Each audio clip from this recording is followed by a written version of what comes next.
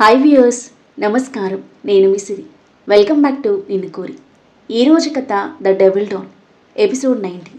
మీ మనసుకు నచ్చే అత్యంత అద్భుతమైన కథ. కథ నచ్చితే లైక్ చేయండి.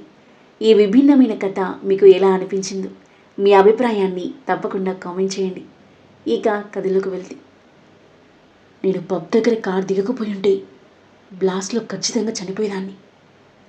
నేను చనిపోయినా ఆ రణధీర్కి పట్టింపు లేదా? లేదంటే ఆ బాంబ్ నా కోసమే పెట్టాడా? అందుకని నన్ను అతని కారులో పంపించాడా? మనసులో ఆలోచిస్తున్న ఆరోహికి ఆలోచన రాగానే ఒక్కసారిగా నిర్ఘాంతపోయింది. కళ్ళు పెద్దవయ్యాయి. అతనికి నన్ను చంపేంత కోపం ఉందా? ఆరోహి, ఏం ఆలోచిస్తున్నావు? సాక్షి తన భుజాన్ని పట్టి కుదిపేసరికి తేరుకొని ఆ వైపు చూసింది. ఏం లేదు, బ్లాస్ట్ గురించి ఆలోచిస్తున్నా. రణధీర్తో ఈ విషయం మాట్లాడేదాకా నాకు ప్రశాంతత ఉండదు అంది. సాక్షి సాలోచనగా తలాడించి, పద కాలేజ్కి వెళ్దాం అంది. నాకు ఈరోజు కాలేజ్కి వచ్చే మూడు లేదు సాక్షి. అయితే నేను వెళ్ళను, తినేసి రెస్ట్ తీసుకుందాం. నేను తినేసాను అక్కడే, హెడేక్గా ఉంది, పడుకుంటాను. ఆరోహి తన రూమ్లోకి వెళ్ళగా దీర్ఘంగా నిట్టూర్చి టీవీ ఆఫ్ చేసి కిచెన్లోకి వెళ్ళింది సాక్షి.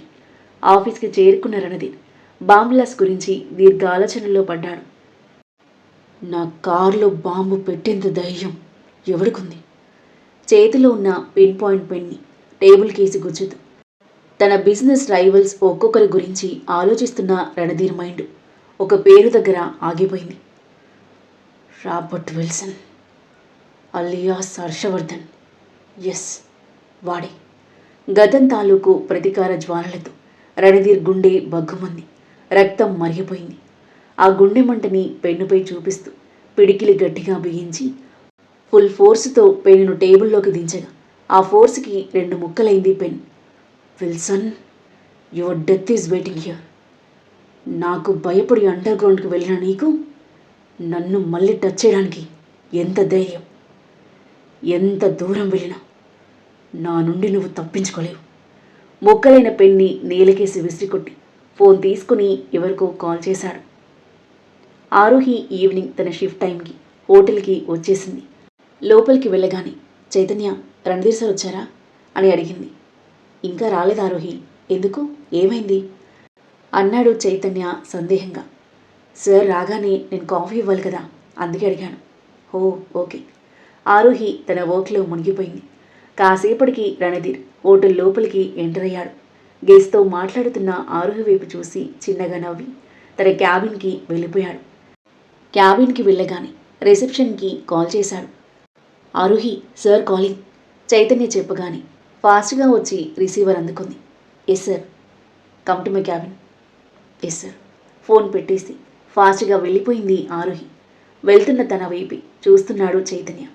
అప్పుడే ఇక్కడికి వచ్చిన ఫ్లోర్ మేనేజర్ కిషోర్ చైతన్య భుజం తట్టి, ఏమైంది చైతన్య, వేర్ యూ లాస్ట్ అని అడిగాడు.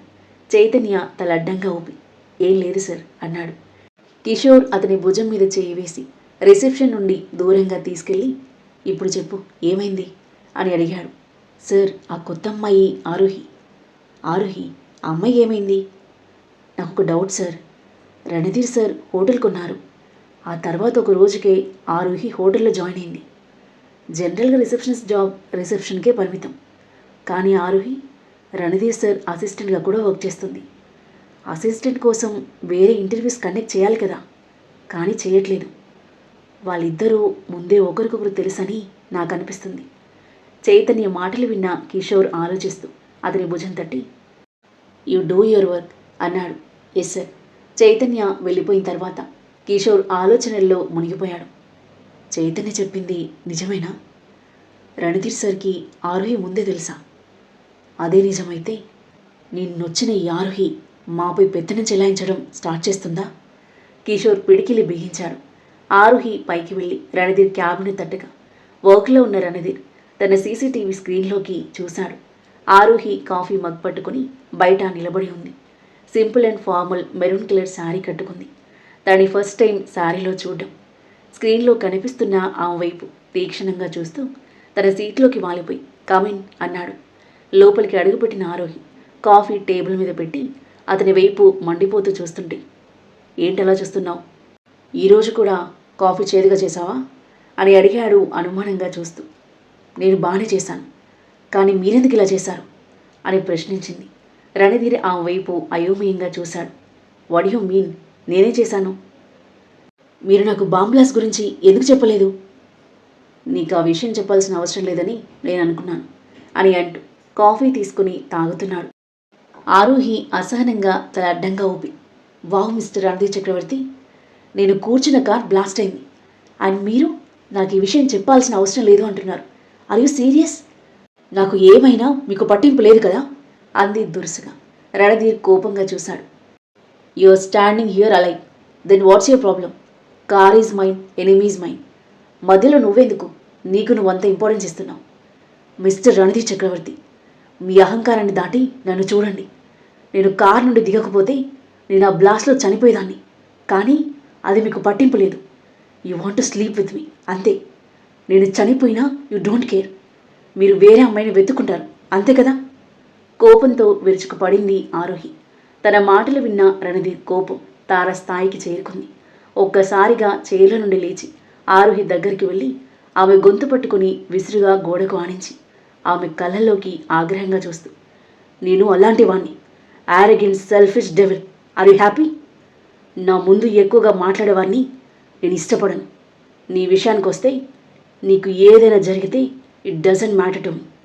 నేను ఎవరితోనూ ఎమోషనల్గా అటాచ్ అవ్వను. You are my obsession, not love. Ranadheer చెయ్యి ఆరోహి మెడ చుట్టూ బిగుసుకుపోయింది. అతని కటువైన కఠినమైన మాటలకు, రూడ్ బిహేవియర్కి విస్తుపోయి చూస్తూ దగ్గుతూ ఉంది ఆరోహి. నిన్ను చూసిన రోజు నుండి నువ్వు నన్ను పిచ్చివాణి చేస్తున్నావు. బిగుసుకుంటున్న రణధీర్ చేయిని 2 చేతులతో పట్టుకుని ఆమె మెడ నుండి తీసేయడానికి తీవ్రంగా ప్రయత్నిస్తుంది ఆరోహి. సో ప్లీజ్ నన్ను వదిలేయండి. ఇంకెప్పుడు నాతో అర్థం లేని మాటలు మాట్లాడడానికి ట్రై చేయకు, లేదంటే నా అంత బ్యాడ్ పర్సన్ మరొకరుండరు అంటూ ఆరోహి మెడను వదిలి ఆమె నడుం చుట్టూ చేతులు వేసి పట్టుకున్నాడు. ఆరోహి నీళ్లు నిన్న కళ్ళెత్తు కోపంగా అతని కళ్ళలోకి చూస్తూ అతని చెస్టుపై చేతులు వేసి నెట్టడానికి ట్రై చేస్తుంది. తను దూరం నెట్టినా కొద్దీ అతని కౌగిలి మరింత గాఢంగా మారుతుంది. అతని కళ్ళు ఆమె కళ్ళలోకి సూటిగా చూస్తున్నాయి, రెప్ప వాల్చకుండా. సో ప్లీజ్ నన్ను వెళ్ళనివ్వండి. రణధీర్ గట్టిగా నవ్వి, వెళ్ళనివ్వకపోతే ఏం చేస్తావు? ఆమె నడుముని తడుముతూ అన్నాడు రణధీర్. ఎందుకు నన్ను ఇలా చేస్తున్నారు? నిజం చెప్పండి. నిన్న కారులో బాంబు నన్ను చంపడానికే పెట్టారు కదా. నేను బ్రతికి బయటపడ్డానని కోపంతో ఇలా టార్చర్ చేస్తున్నారు కదా. ఆరుహి పిచ్చి అనుమానానికి ఒక పిచ్చి చూపు చూశాడు రణధీర్. Are you crazy?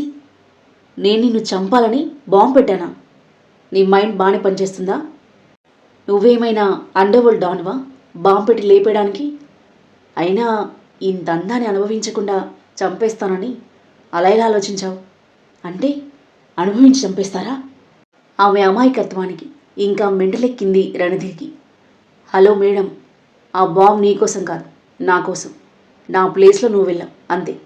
ఎక్కువగా ఊహించుకొని ఈ బుర్రని పాడు చేసుకోకు. అండ్ ఈ చీర ఎందుకు కట్టుకున్నావు? ఆమె చీర లోపల నడుముని తాకుతూ అడిగాడు రణధీర్. అతని స్పర్శకి ఇబ్బందిగా కదులుతూ, హోటల్ యూనిఫామ్ రెడీ అవ్వడానికి 2 days టైం పడుతుందని మేనేజర్ సారీలో రమ్మన్నారు, వచ్చాను. అయినా నేనేం వేసుకుంటే మీకేంటి? నాకు కాకపోతే ఇంకెవరికి? ఇలాంటి రివీలింగ్ క్లాత్స్ వేసుకోకూడదని చెప్పాను కదా. దీనికేమైంది? బాగానే ఉంది కదా. నీ నడుము మొత్తం కనిపిస్తుంది. నీ బాడీని ఎవరికి చూపించాలనుకుంటున్నావు? That's none of your business. And శారీలో నడుము కనిపించడం normal, it's not too revealing. ఫ్రస్ట్రేషన్తో అరిచింది ఆరోహి. రణధీర్ ఆరోహిని తన దగ్గరగా లాక్కొని ఆమె నడుం చుట్టూ పిడికిలి బిగించి, బెల్లీ బటన్ వేస్ట్ మొత్తం కనిపిస్తుంది. అండ్ నువ్వు ఏమి రివీల్ అవ్వట్లేదని చెప్తున్నావు. శారీ కట్టుకుంటే wear full shirt, hotel dress కోడ్లా, లేదంటే బిజినెస్ ఫార్మల్స్ వేసుకో. అంతేకాని వాడెవడో వేసుకోమన్నాడని ఇలా నడుం బెల్లీ బటన్ కనిపించేలా వేసుకోకు. ఇది హోటల్. నువ్వు నార్మల్గానే అందంగా ఉంటావు. ఇలా హాట్గా రెడీ అయి వస్తే హోటల్ గెస్ట్ల చూపులన్నీ నీ మీద ఉంటాయి. రేపటి నుండి నువ్వు ఇలా డ్రెస్అప్ అయి కనిపిస్తే నీకంటే దారుణమైన పరిస్థితి ఎవరికి ఉండదు. మీ ఆర్డర్స్ వినాల్సిన అవసరం నాకు లేదు. మీరేమైనా చేసుకోండి. నువ్వు మళ్ళీ అలా ఎలా డ్రెస్ చేసుకుంటావో నేను చూస్తాను అని బెదిరింపుగా అంటూ తనని దూరం నెట్టి get out from my cabin. ఈరోజు నీకు పనిష్మెంట్ ఏంటంటే you will be room service. ప్రతి కస్టమర్ రూమ్కి వెళ్ళాలి, అర్థమైందా అన్నాడు. ఆరుహి నివ్వెరపోయి రణధీర్ వైపు ఒక్క క్షణం చూసి వెనుతిరిగి ఫాస్ట్గా వెళ్ళిపోయింది. రణధీర్ క్యాబిన్ నుండి ఆరుహి బయటికి వెళ్ళడం హోటల్ మేనేజర్ కిషోర్ గమనించాడు. ఆరుహి ఏడుస్తూ వెళ్తుంది. షాక్ అయిపోయిన కిషోర్ తనెందుకు ఏడుస్తుంది అనుకుంటూ ఫాస్ట్గా రిసెప్షన్ దగ్గరికి వెళ్ళాడు. కన్నీళ్లు తుడుచుకొని తన డెస్క్ దగ్గర కూర్చుంది Aruhi. Aruhi, what happen, any problem అని అడిగాడు.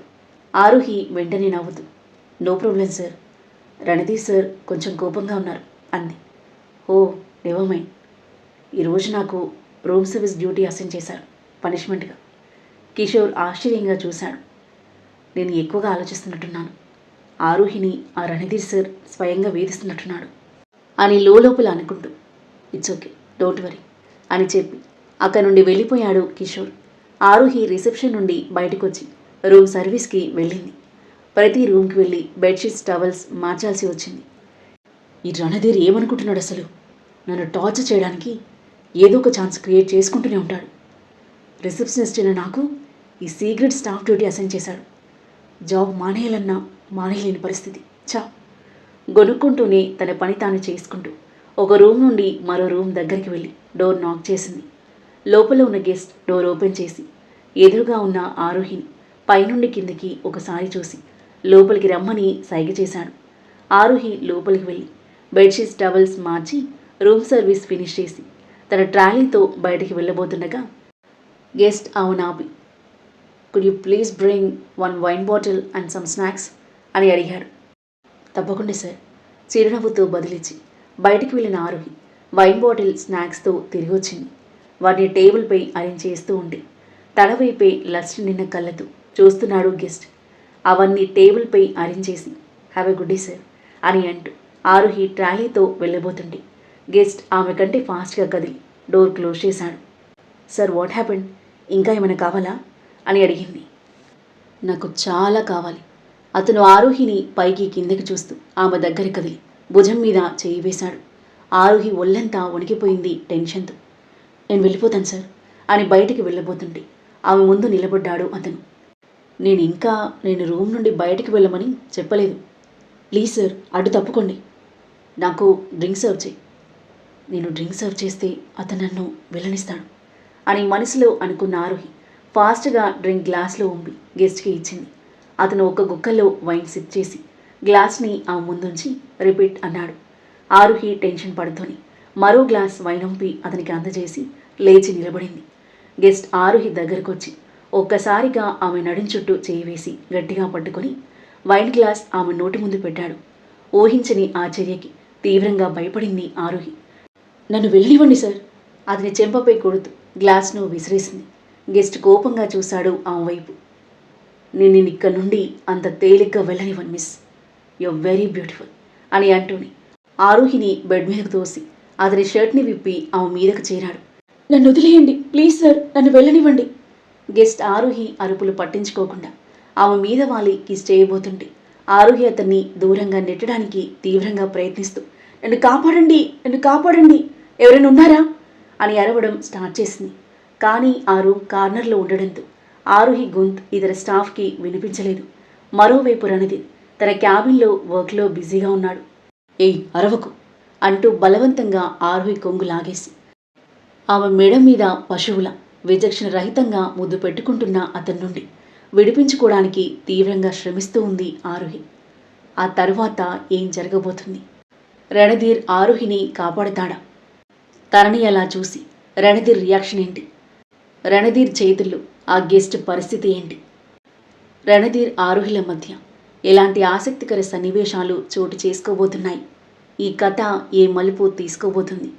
అద్భుతమైన కథనంతో ఊహకందని మలుపులతో ఎంతో ఆసక్తికరంగా సాగి ఈ కథ యొక్క నెక్స్ట్ ఎపిసోడ్ కోసం మన నెక్స్ట్ వీడియో చూడండి. కథ నచ్చితే లైక్ చేయండి. ఈ కథ మీకు ఎలా అనిపించిందో మీ అభిప్రాయాన్ని తప్పకుండా కామెంట్ చేయండి. ఇంకా ఇలాంటి ఇంట్రెస్టింగ్ స్టోరీస్ కోసం మన ఛానల్ని సబ్స్క్రైబ్ చేయండి. Thank you for listening.